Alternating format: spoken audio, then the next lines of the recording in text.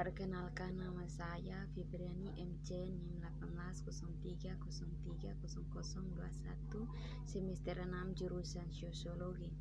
Baik, pada saat ini saya akan mereview buku tugas mingguan Sosiologi Politik yang ke-6.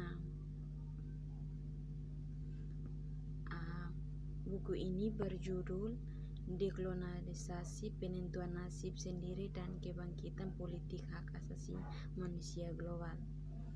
Baik, pembahasan yang pertama mengenai hak asasi manusia, kerajaan dan sesudah, Ronald Burke dan Marco Durhanty dan Dirk Moses.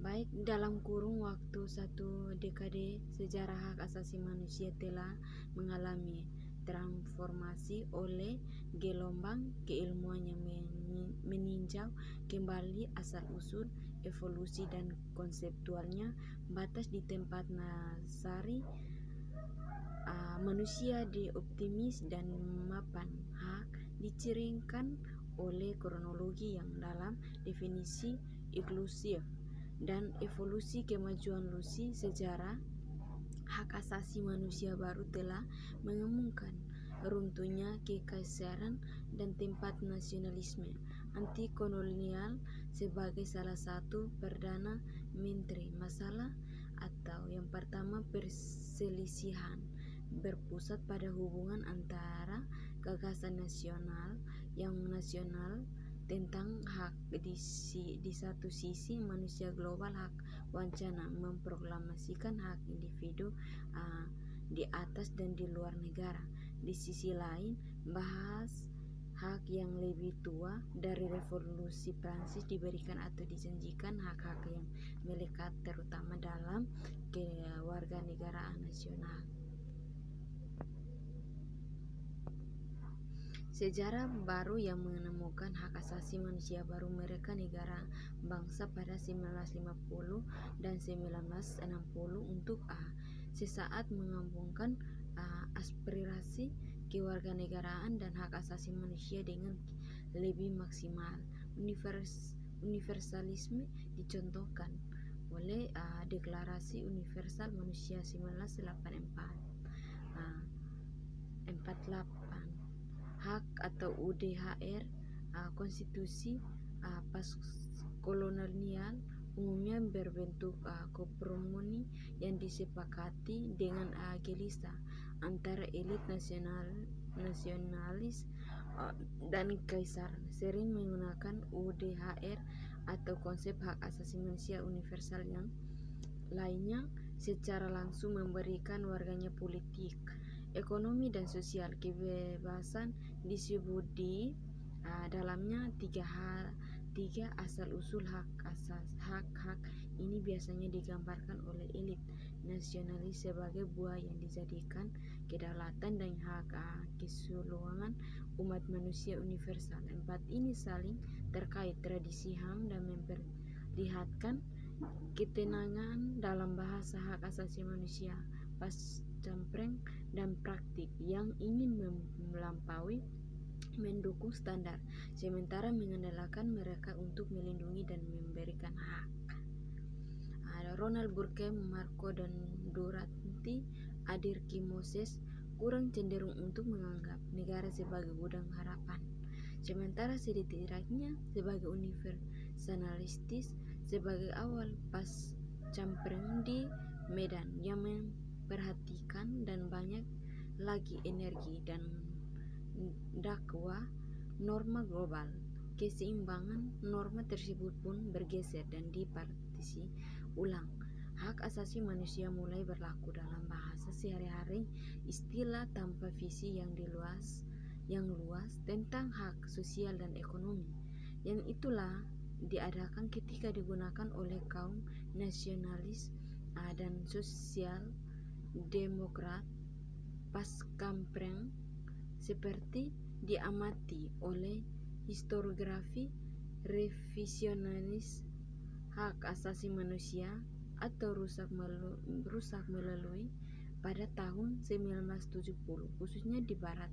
Persyaratan ini transformasi untuk publik Amerika Utara dan Eropa adalah derajat penempatan hak asasi manusia eksistisi,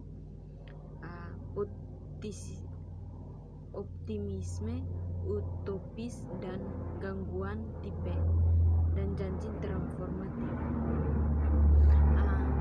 Historiografi revisionis ini telah mengumpulkan dua baris pertanyaan lebih lanjut yang penulis lakukan dalam volume ini. Pertama, sedangkan busur terluas anti kolonialisme dan hak asasi manusia telah dilacak, diperebutkan dan dibatalkan ulang pertanyaan tentang hubungan antara kategori aktor dan kebijakan postkolonial yang jika dipikir-pikir telah diklasifikasikan sebagai langkah-langkah hak asasi manusia merupakan sinyal penting aktor postkolonial terlibat dalam kebijakan dan upaya yang terutama sesuai dengan sikap mengembangkan hak asasi manusia bagi warga negara. Upaya embrio untuk menetapkan ketentuan negara kesejahteraan banyak dicoba di Asia Selatan. Dari hak bangsa hingga hak asasi manusia lebih dari setengah abad setelah puncak era dekolonisasi, ketidakkemampuan sesuai kerajaan formal dan hak asasi manusia mungkin tampak aksiomatis sejak kegagalan bencana perang Irak dan pada tahun 2000 godaan antara kekaisaran dan hak asasi manusia diwujudkan dan dalam bentuk otok idealisme intervensionis yang didukung oleh kaum liberal dan neokonservatif. Tentara salib telah jatuh ke dalam reputasi yang buruk imperialis liberal yang suyat kolonialisme sebagai kendaraan untuk kemajuan, kebebasan dan kesejahteraan masyarakat terjejak sebagai besar telah berlalu dari tempat kejadian atau bergiliran dan ke wacana lain dalam katalogi yang tempatnya tak ada yang habisnya pelanggaran yang dilakukan oleh pemerintah kolonial, daya tarik nasionalisme karena emansipasi pilihan pertama telah mampan. Sejarah hak asasi manusia dan kerajaan. Bab dalam buku ini menunjukkan bahwa keterlibatan ini di antaranya hak asasi manusia dan kerajaan tidak beroperasi secara terpisah dan otonomi abstraksi.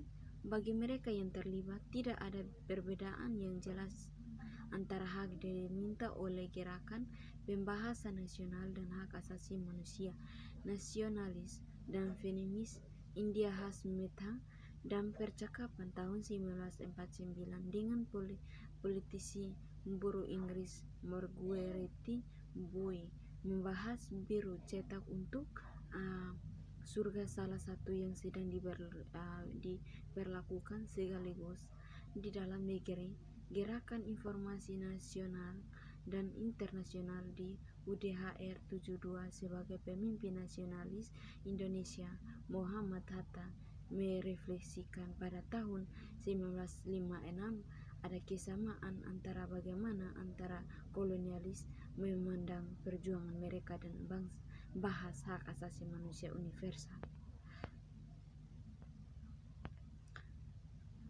Titik balik dan momen terobosan.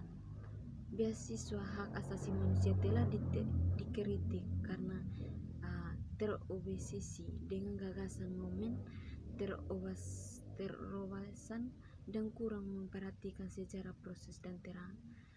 Dari waktu ke waktu, memang tempatnya beasiswa baru-baru ini berkumpul di sekitar mengidentifikasikan momen mana dan titik balik di pengembangan hak asasi manusia. Perdebatan penting telah mengikuti hak asasi manusia, sisilah dan asal intelektual dan politik hak sebagai gagasan, wacana, dan gerakan minat juga berpusat pada bagaimana menafsirkan sejarah perkembangan hak asasi manusia, baik dalam perkembangannya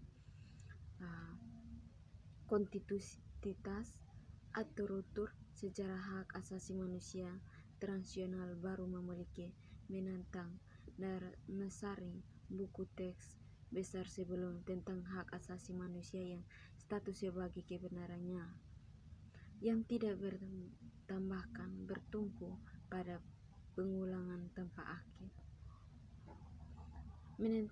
menetapkan perjuangan anti kolonial. Sejarah Afrika lama diperlukan sebagai catatan kaki dan dalam hak asasi manusia global. Cerita mendapatkan lebih banyak memperhatikan dalam historiografi yang sedang berkembang, namun menilai tempat anti kolonialisme di dunia manusia. Cerita tentang hak terus dipersulitkan oleh dua faktor. Yang pertama, harus dilakukan dengan dominasi pemahaman hegemonik eurosentris. Hak asasi manusia yang mendasari sebagai besar historiografi hak asasi manusia kolonial batas dari universal hak asasi manusia. Beberapa penelitian telah menarik perhatian pada peran kekuasaan dan minat PBB pada umumnya dan pendirian resmi hak asasi manusia pasca perang di tertentu. Mereka menunjukkan bahwa jauh dari pencarian murni untuk menetapkan norma moralitas universal yang sangat objektif, posisi yang diambil oleh negara-negara pada awalnya perdebatan tentang hak asasi manusia dipengaruhi oleh propagandistik dan motif geopolitik. Strategi ditunjukkan untuk memproyeksikan nilai demokratik ke dalam area internasional. Baik, mungkin dari penjelasan saya kurang lengkap, mohon dimaafkan. Baik, terima kasih.